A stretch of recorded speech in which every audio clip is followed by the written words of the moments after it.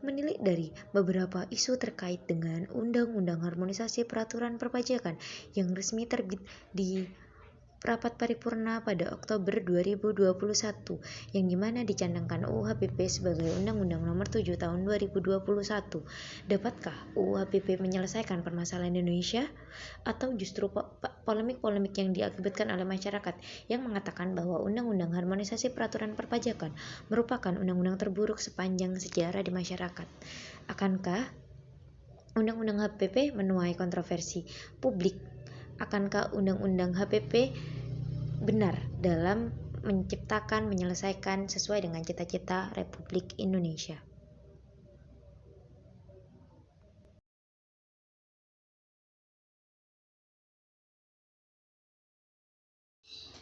Assalamualaikum warahmatullahi wabarakatuh. Salam, Om Swastiastu, Namo Buddhaya, salam kebajikan bagi kita bersama. Telah berlalu 2 tahun pandemi COVID-19 di Indonesia. Pandemi yang terus berlalu tentu menyebabkan banyak kerugian di sektor-sektor, baik itu sektor ekonomi, sektor pendidikan, maupun di sektor perpajakan di Indonesia. Sektor-sektor yang mengalami penurunan justru harus dipulihkan untuk menuju kesejahteraan masyarakat yang lebih efisien sesuai dengan cita-cita bangsa Indonesia. Oleh karena itu, perkenankan saya, Septianitri Ambarwati, mahasiswa program studi ilmu hukum Fakultas Hukum Universitas Jember, untuk memaparkan artikel ilmiah saya dalam rangka memenuhi tugas bahasa Indonesia dengan dosen pengampu Bapak Ahmad Syukron SPD MPD yang berjudul Dampak Undang-Undang Harmonisasi Peraturan Perpajakan terhadap Perpajakan dan Masyarakat di Indonesia. Seperti yang sudah saya jelaskan di awal video, bahwa pandemi COVID-19 menjadi merajalela, dan ini tentu tak urung untuk menjadi salah satu penghambat reformasi perpajakan. Namun, di sisi lain, pandemi COVID-19 juga menjadi parameter penting untuk mempercepat reformasi perpajakan, karena perpajakan yang terus defisit menyebabkan pemerintah harus lekas mengambil langkah. Maka dari itu, salah satunya adalah parameter penting di COVID-19 ini. Sektor ekonomi dan sektor perpajakan yang terganggu menunjukkan bahwa pemerintah harus lekas mengambil langkah untuk mencapai target pemulihan ekonomi yang cepat, cakep, dan efisien. Oleh karena itu, sesuai dengan berbagai masukan dari stakeholder serta usulan DPR, maka sebelumnya yang dimana rancangan undang-undang ketentuan umum perpajakan disepakati berubah menjadi rancangan undang-undang harmonisasi peraturan perpajakan dengan menggunakan metodologi omnibus sesuai dengan substansi yang diatur. Nah, yang dimana memuat 6 kelompok materi utama yang terdiri dari 9 bab dan 19 pasal, yaitu mengubah beberapa ketentuan yang diatur dalam beberapa undang-undang perpajakan, baik undang-undang perpajakan tentang ketentuan perpajakan umum, pajak penghasilan, pajak pertambahan nilai, pajak penjualan atas barang mewah, undang-undang cukai, dan serta ada program pengungkapan sukarelawan wajib pajak serta memperkenalkan pajak karbon. Di undang-undang ini pula yang dianggap perlu sekali untuk direformasi perpajakan Indonesia. Reformasi perpajakan ini menjadi wajah baru untuk perpajakan di Indonesia, di mana reformasi perpajakan bertujuan untuk meningkatkan tax ratio dan kepatuhan pajak agar menjadi lebih baik. Reformasi perpajakan juga diharapkan dapat menjadi instrumen untuk mewujudkan keadilan serta lebih memberikan kepastian hukum dalam pelaksanaan hak dan kewajiban perpajakan. Selain itu, bahwa untuk mewujudkan masyarakat Indonesia yang adil, makmur, dan sejahtera berdasarkan Pancasila, dan masyarakat Indonesia yang adil, makmur, dan sejahtera berdasarkan Pancasila dan Undang-Undang Dasar Negara Republik Indonesia tahun 1945 yang menjunjung tinggi hak dan kewajiban warga negara dan penduduk Indonesia. Maka penempatan perpajakan perlu sebagai salah satu perwujudan kewajiban kenegaraan dalam upaya meningkatkan kesejahteraan, keadilan, dan pembangunan sosial. Selanjutnya, dampak Undang-Undang Harmonisasi Peraturan Perpajakan ini terhadap perpajakan di Indonesia itu mengalami perubahan yang cukup signifikan. Dalam Undang-Undang Harmonisasi Peraturan Perpajakan cukup banyak ketentuan yang diubah dari Undang-Undang Perpajakan sebelumnya, yang dimana ini menimbulkan problematik di masyarakat. Yang pertama adalah Undang-Undang HPP ini tentunya akan memberikan wajah baru bagi perpajakan di Indonesia. Banyak amanat reformasi perpajakan yang masuk ke dalam UU HPP ini, sehingga Undang-Undang Harmonisasi Peraturan Perpajakan banyak diyakini akan membawa perbaikan secara masif bagi dunia perpajakan di Indonesia. Undang-Undang Harmonisasi Peraturan Perpajakan ini juga dipandang positif sebagai pengoptimal penerima pajak di Indonesia, sehingga dampak Undang-Undang Harmonisasi Peraturan Perpajakan terhadap perpajakan di Indonesia ini sangat efisien sekali untuk mempercepat laju surplus untuk perpajakan di Indonesia, karena sudah sangat defisit selama pandemi ini, sehingga diperlukan wajah baru, yaitu reformasi perpajakan yang dirangkum dalam Undang-Undang Harmonisasi Peraturan Perpajakan ini. Namun, lagi-lagi yang disayangkan adalah dalam penetapannya, Undang-Undang Harmonisasi Peraturan Perpajakan memicu berbagai polemik. Polemik publik yang diantaranya polemik tersebut terkait dengan teks amnesti yang kecil sehingga menjadi intensif untuk tidak taat pajak dan menurunnya kepercayaan wajib pajak. Menurut Bima Yudhistira, Direktur Center of Economic and Law Studies atau CELIOS, mengatakan teks amnesti dengan tarif rendah di tahun 2022 dapat menurunkan kepercayaan wajib pajak. Kalau dendanya kecil, ya akhirnya jadi intensif untuk ikut teks amnesti lagi, dan teks amnesti adalah intensif untuk tidak taat pajak. Ungkapnya pada tanggal 8 Oktober 2021 hari Jumat. Nah, selanjutnya banyak lagi terdapat isu-isu. Salah satunya adalah isu terkait setiap pemilik NIK wajib membayar pajak dan anggapan masyarakat tentang pajak pertambahan nilai bahan pokok yang dikenakan pajak juga menjadi polemik yang cukup ramai menjadi perbincangan di lingkungan masyarakat. Masyarakat menganggap bahwa Undang-Undang Harmonisasi Peraturan Perpajakan juga tidak sepenuhnya mencerminkan reformasi perpajakan Republik Indonesia seperti yang dicita-citakan. Selanjutnya, dalam artikel ini saya mengulik berbagai polemik di masyarakat tadi, yang dimana saya bertujuan, artikel ilmiah yang saya buat ini bertujuan untuk mengetahui latar belakang pengesahan Undang-Undang Harmonisasi Peraturan Perpajakan, yang dimana hal ini sudah saya kulik di awal tadi. Selanjutnya, bagaimana sih pengaruhnya pada perpajakan dan masyarakat Indonesia, serta untuk mengetahui maksud-maksud dari dinaikannya APBN pada Undang-Undang Harmonisasi Peraturan Perpajakan yang kemudian menjadi polemik di masyarakat ini. Dan banyak harapan saya dari artikel ilmiah dan pemaparan yang saya jelaskan ini, bahwa semoga penelitian yang saya lakukan ini untuk mengedukasi masyarakat terkait dampak pengesahan Undang-Undang HPP yang sedang hangat diperbincangkan publik karena menuai banyak sekali kontroversi di masyarakat. Dengan melakukan pendekatan masyarakat dan mengkaji isu terkait dampak dari pengesahan Undang-Undang HPP ini, dan saya juga melakukan studi dengan beberapa dokumen terkait perpajakan serta berita di beberapa platform media, penulis mencoba memecahkan masalah terkait polemik yang dihadapi oleh reformasi perpajakan ini. Salah satunya adalah saya mengambil metode fenomenologi, di mana saya rasa ini cukup berpengaruh karena seperti yang kita tahu sendiri, masyarakat menengah ke bawah, khususnya masyarakat kecil, justru sangat jauh dari pembicaraan tentang seputar pajak atau seputar polemik-polemik yang terjadi mengenai lingkup kenegaraan.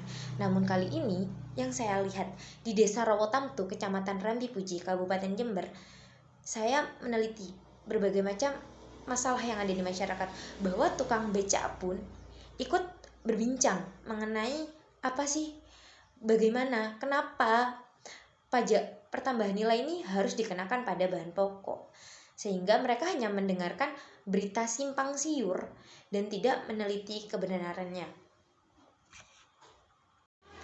Namun, tentu dalam masyarakat simpang siur berita sangat mudah terjadi. Nah, sehingga saya akan mengulik apa sih tujuan dinaikannya pajak pertambahan nilai dalam Undang-Undang HPP kali ini. Yang pertama adalah masyarakat salah menanggapi bahwa bahan pokok tidak termasuk dalam pajak pertambahan nilai. Nah, yang pertama adalah fasilitas pembebasan PPN diberikan terhadap barang kebutuhan pokok, jasa kesehatan, pendidikan, pelayanan sosial, dan beberapa jenis jasa lainnya. Nah, masyarakat berpenghasilan menengah dan kecil tetap tidak perlu membayar pajak PPN atas konsumsi kebutuhan pokok, jasa pendidikan, kesehatan, dan layanan sosial. Hal ini yang menjadi polemik di masyarakat. Padahal setelah kita membaca dan mengulik langsung Undang-Undang Harmonisasi Peraturan Perpajakan ini, kita dapat menemukan perbedaan-perbedaan antara isu di masyarakat dan yang sebenarnya terjadi. Selanjutnya adalah pengurangan atas pengecualian dan fasilitas PPN diberikan agar lebih mencerminkan keadilan dan tepat sasaran, serta dengan tetap menjaga kepentingan masyarakat dan dunia usaha. Nah, kenaikan tarif PPN secara bertahap dari 10% hingga 11% dan kemudian 12% pada 2025 yang dicanangkan ini ditujuan untuk meningkatkan penerimaan negara dalam memenuhi kebutuhan masyarakat saat ini, yaitu dalam rangka mengatasi dampak pandemi COVID-19 dalam bentuk vaksin, bantuan sosial, dan lain-lain. Tentu kita sudah tidak asing bahwa pajak adalah dari kita, oleh kita, dan untuk kita. Jadi seluruh penerimaan yang dari masyarakat akan kembali ke masyarakat, dan itu menimbulkan, seperti yang kita tahu bahwa pandemi COVID-19, pemerataan vaksinasi COVID-19 sudah sangat dicanangkan harus selesai dalam waktu dekat. Karena apa? Inilah makanya ditujukan kenaikan PPN, tapi di berbagai sektor, tidak semua sektor, bahwa masyarakat tidak perlu ragu, tidak perlu risau bahwa mereka tidak perlu membayar pajak. PPN itu tidak perlu dibebankan kepada mereka. Nah, selanjutnya, untuk memberikan kemudahan dalam menghitung mencetar jumlah pajak dapat dilakukan menggunakan dasar pengenaan pajak yang meliputi harga jual, penggantian, nilai impor, ekspor, dan lain-lainnya. Salah satu isu yang ramai diperbincangkan lagi adalah bahwa setelah diundangkan, UU HPP ini menuai kritikan dari masyarakat tentang pemberlakuan NIK sebagai NPWP. Nah, padahal integrasi basis data kependudukan dengan sistem administrasi perpajakan bertujuan untuk mempermudah wajib pajak ke orang pribadi untuk melaksanakan pemenuhan hak dan kewajiban perpajakan demi kesederhanaan administrasi dan kepentingan nasional. Nah, penggunaan NIK sebagai NPWP ini tidak serta-merta menyebabkan setiap orang pribadi membayar pajak. Nah, pembayaran pajak ini dilakukan apabila penghasilan setahun di atas batas PTKP atau peredaran bruto di atas 500 juta per tahun bagi pengusaha yang membayar PPh final 0,5%. Nah, yang tidak diketahui masyarakat adalah pada kenyataannya bahwa Undang-Undang Harmonisasi Peraturan Perpajakan ini memiliki banyak sekali poin-poin positif. Yang diantaranya adalah yang pertama, ketentuan baru pada klaster KUP di Undang-Undang HPP dapat mencegah praktik penghindaran pajak serta menambah kewenangan fiskus. Penyesuaian besaran sanksi juga dilakukan untuk memenuhi rasa keadilan bagi wajib pajak. Dalam klaster PPN, sebagian besar barang dan jasa yang sebelumnya dikecualikan kini masuk ke dalam sistem perpajakan, namun tetap diberikan fasilitas dibebaskan. Nah, sedangkan di klaster PPh diatur pajak atas natura atau penambahan layer, tarif teratas untuk menjamin peradilan.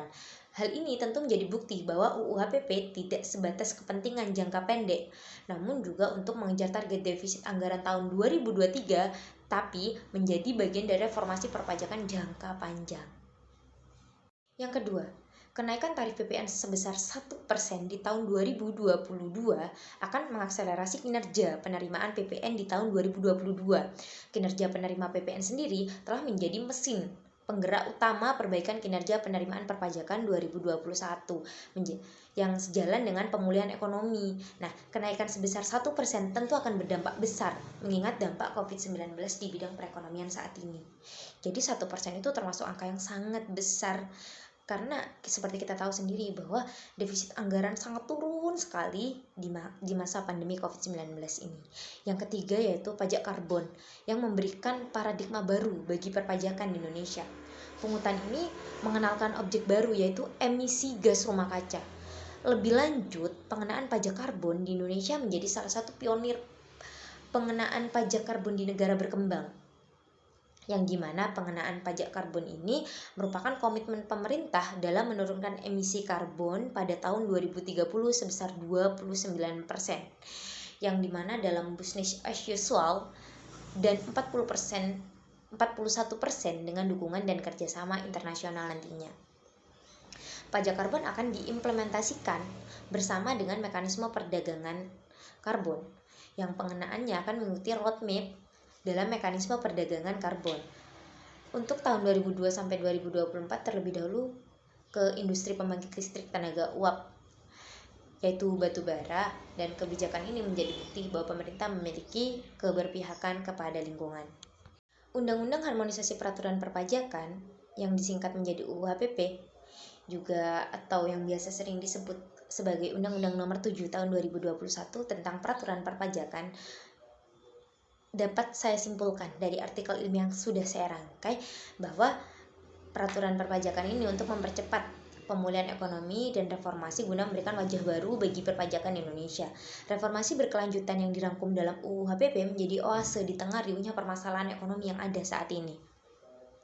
UU HPP meningkatkan kesadaran dan kesederhanaan perpajakan serta peningkatan kepatuhan wajib pajak untuk meningkatkan anggaran penerimaan negara yang digunakan untuk meningkatkan kesejahteraan masyarakat. Kenaikan pada tarif pajak pun tidak lain dan tidak bukan juga digunakan untuk meningkatkan kesehatan dan pemerataan fasilitas kesehatan untuk seluruh elemen masyarakat. Jadi tidak terbatas hanya pada masyarakat yang di atas, tapi pada masyarakat sektor-sektor kecil, bahkan dengan lingkungan. UU HPP ini diatur di dalamnya. Jadi keberpihakannya bukan hanya pada perpajakan, bukan hanya pada pendapatan mereka, tapi bagaimana kita mengelola lingkungan dengan baik. Nah, dalam Undang-Undang Harmonisasi Peraturan Perpajakan juga sangat diperhatikan agar tidak ada beban bagi masyarakat dengan keadaan ekonomi menengah ke bawah, yang dimana tentang kewajiban bayar pajak yang acap kali dikaitkan dengan kebutuhan pokok, bahwa ini tidak benar. Dan Undang-Undang Harmonisasi Peraturan Perpajakan juga tampak sebagai upaya terakhir pemerintah dalam mengejar penerimaan pajak baru dari wajib pajak orang pribadi. Implementasi Undang-Undang HPP ini tidak bakal terlalu signifikan dalam menaikkan pendapatan pajak baru. Bahkan tak tepat bila pemerintah mengandalkan UU HPP dalam mengenjot penerimaan pajak. Ucap pengamat perpajakan Universitas Pelita Harapan yaitu Roni Bako. Tapi hal ini menjadi wajah baru perpajakan Indonesia yang dimana sangat diperlukan. Berikut saya rangkum juga beberapa perbedaan antara ketentuan umum perpajakan dan Undang-Undang HPP serta berbagai sektor lainnya. Jadi perbedaan antara Undang-Undang HPP dan lain-lainnya akan dijelaskan oleh gambar-gambar yang bisa Anda amati dan Anda rasakan dampak dari Undang-Undang HPP ini. Baik, sekian dari saya, kurang lebihnya mohon maaf. Kalau menurut saya, mari generasi muda dan orang-orang di sekitar kita diberitahu tentang peraturan perpajakan ini yang tidak hanya peduli pada rakyat besar tapi juga pada masyarakat menengah ke bawah. Kalau bukan sekarang, kapan lagi? Kalau bukan kita, siapa lagi? Wassalamualaikum warahmatullahi wabarakatuh. Om Santi Om Rahayu.